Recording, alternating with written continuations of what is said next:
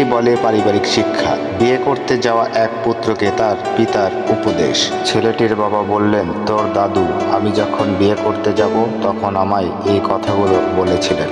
আজকে আমিও তোকে বলছি, নতুন বউকে পালকি করে কেন আনা হয় জানিস? তাকে তো গরুর গাড়িতেও আনা যেত, তা না করে পালকিতে আনা হয় কারণ সে কতটা সম্মানিত তা বোঝানোর জন্য। পালকি থেকে নামানোর পরে এই সম্মান কিন্তু কমানো যাবে না, সারা জীবন পালকির সম্মানেই তাকে রাখতে হবে। নতুন বউ পালকিতে উঠে কি করে জানিস? কাঁদে। কেন কাঁদে?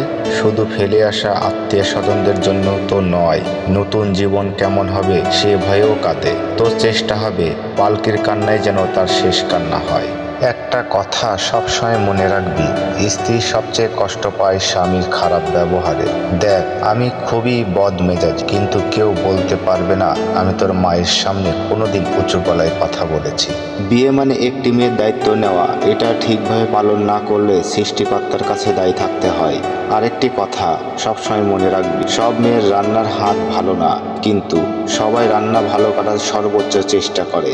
তাই সবসময় মনে রাখবি, রান্না নিয়ে বউকে কখনো খোঁটা দিবি না। বউয়ের মা বাবাকে কখনো আমার শ্বশুর, আমার শাশুড়ি এগুলো বলে ডাকবি না, মা বাবা বলে ডাকবি।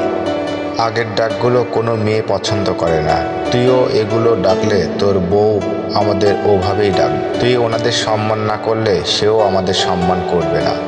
এটাই নিয়ম। সৃষ্টিকর্তার পাল্লা সবার জন্য সমান।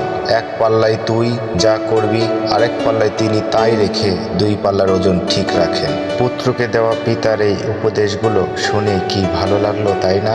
সত্যি আমাদের সমাজে প্রতিটা বাবা মায়ের মানসিকতা যদি এত সুন্দর হতো, তাহলে কিন্তু আমাদের সমাজের চিত্রটাই বদলে যেত, বলুন, তাই না?